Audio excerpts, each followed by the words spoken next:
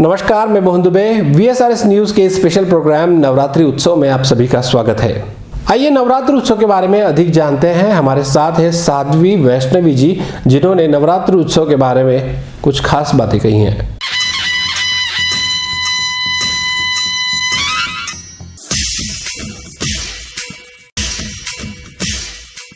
जयंती मंगला काली भद्रकाली कपालिनी दुर्गा क्षमा शिवा धात्री स्वाहा स्वदा नमोस्तुते।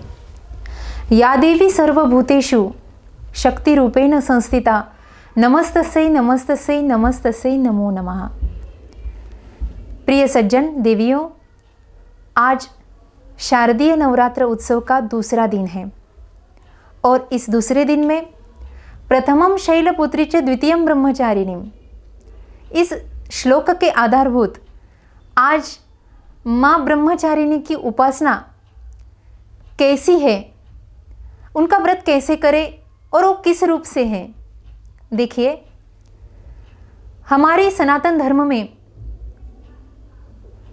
चैत्र और शारदीय ये नवरात्र उत्सव को ज़्यादा तौर पर मनाया जाता है। ये ब्रह्मचारिणी है, इसका रूप बहुत ही सुंदर है। इन माँ के हाथ में माला है और ये ब्रह्मचारिणी है। ब्रह्मचारिणी रूप माँ का हमें एक आदर्श देता है। जिनके मन में विकार है, उनके विकारों को शमन करने के लिए ब्रह्मचारिणी की उपासना करनी पड़ती है। और ज्योतिष शास्त्र ये बताता है कि जिन लोगों को मंगल की बाधा है, वो अगर ब्रह्मचारिणी की उपासना करे तो मंगल की बाधा भी दूर हो जाती है। देखिए, उपवास माने भगवान के समीप होना। ये नहीं कि हम दिन भर कुछ खाए ना पिए और बस अनशन करें। तो जैसे हमारे माता पिता को ये कभी नहीं लगता कि हमारा बच्चा भूखा रहे, उसी तरह से माँ को भी ये नहीं लगता कि हम पूरे दिन कुछ न खाए कुछ न पिए। उपवास माने क्या? हमारे अंदर जो विकार बैठे हैं ना, उन विकारों का उपवास माने सच्चा व्रत होता है। उन विकारों का शमन माने सच्चा वैकल्य होता है। और जब तक हम इन विकारों पर मात नहीं करते तो ब्रह्मचारिणी हम पर कृपा नहीं करेंगी। हमें दृढ़ श्रद्धा से उनको प्राप्त करना है, क्योंकि गीता कहती है श्रद्धावान लभते ज्ञानम तत्पर संयतेन्द्रिय। श्रद्धावान भक्तों को सभी प्राप्त होता है, भगवान की जल्द से जल्द कृपा प्राप्त होती है। मानवता जी रहे हैं तो शब्द स्पर्श रूप रस गंध, इन पंच विषयों से हमारे मन में विकार आते हैं और इन विकारों को अगर हमें दूर करना है तो हमें उपासना करनी पड़ती है, क्योंकि विकार दिन प्रतिदिन उठते ही रहते हैं। विषय सामने आते ही हमारा जी ललचा जाता है। एक सुंदर सा दृष्टांत मैं आपके सामने रखना चाहती हूँ। एक बार अकबर और बीरबल चर्चा कर रहे थे और चर्चा करते समय राम जी के मंदिर के सामने जा रहे तो बीरबल जी ने नमस्कार किया, वंदन किया। तो राजा ने पूछा कि तुम्हारा भगवान कृपा करता है? बोले हाँ। तो तुम इनकी उपासना भी करते हो? बोले हाँ, मैं तो उपासना भी करता हूँ, मैं तो एकादशी का व्रत भी करता हूँ, मैं तो नवरात्र की उपासना भी करता हूँ। बोले हाँ।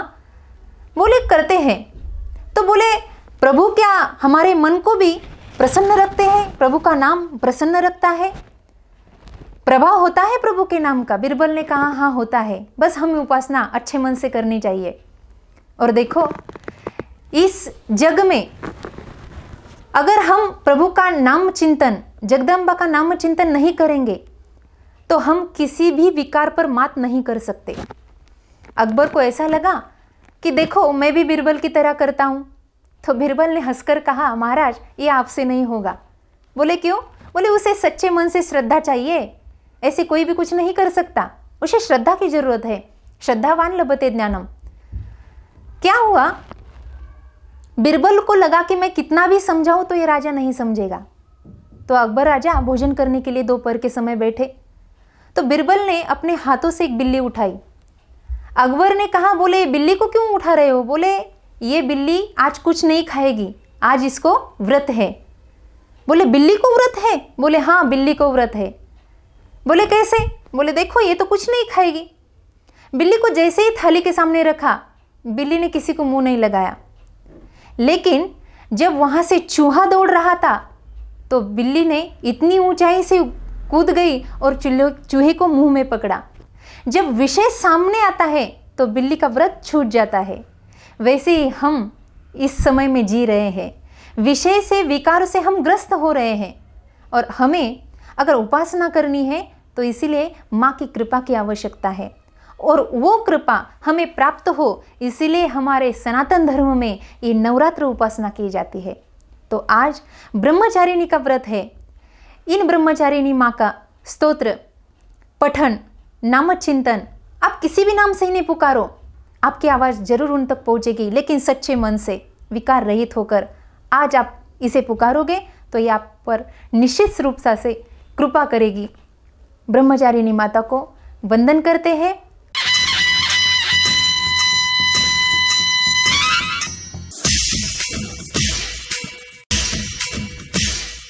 तो ये ब्रह्मचारिणी कौन है? ब्रह्मचारिणी और शैलपुत्री एक ही रूप है। 9 रूपों में जो है माँ भगवती वो पार्वती रूप से ही है। बस माँ ने 9 शक्ति सामने प्रदान करने के लिए इन रूपों को अपने अंदर बिठाया है। जब माँ तपश्चर्या करने बैठी तो वही ब्रह्मचारिणी रूप से बैठी थी।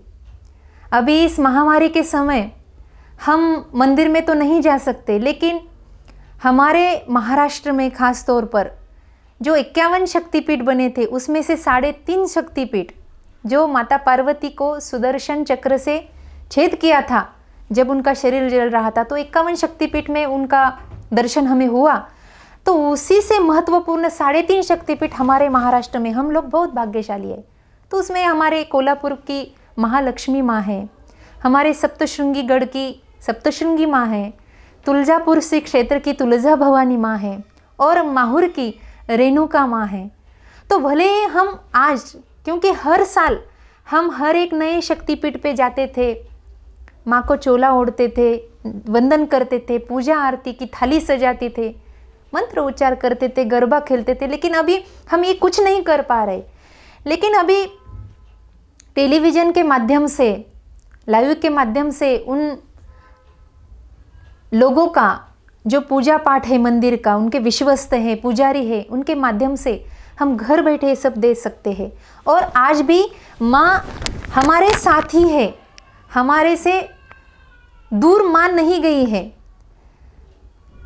जब हम छोटे बालक को देखते हैं वो अपनी माँ के साथ खेलता है और माँ को कहता है कि माँ आप अपनी आंखें बंद करो, मैं घर में छुप रहा हूँ। तो माँ आंखें बंद करती है, बच्चा छुपता है और फिर बच्चे को ढूंढते ढूंढते माँ उसको संभालती है, अरे यहाँ इसे कुछ लगेगा तो नहीं, ये यहाँ छुपा है। लेकिन जब बच्चा आंखें बंद करता है तो माँ उसे छोड़ के नहीं जाती। ऐसे ही आज हम भले ही घर में हैं, लेकिन माँ हमें छोड़ के नहीं गई, माँ हमारे पास ही है। जरूरी नहीं कि भगवान मंदिर में ही है। गोस्वामी तुलसीदास जी कहते हैं, सिया राम में सब जग जानी, सब विश्व राममय है। वैसे सब विश्व आज माँमय है। माँ हमारे हृदय में है, माँ हमारे घर में है। भले हम शक्तिपीठ में नहीं जा सकते, लेकिन हमारे घर में तो माँ है। भले वो हमारी जन्मदाती माँ हो, हमारी बहू बेटियाँ हो, ये भी माँ का रूप ही है। हमारी गौ माता हो, ये भी माँ का रूप है। हम अगर बाहर नहीं जा सकते तो आज ब्रह्मचारिणी रूप से हम इन्हें ही पूजकर आज हमारा व्रत वैकल्य पूरी तरह से निभाएंगे और माता के चरणों में वंदन करेंगे।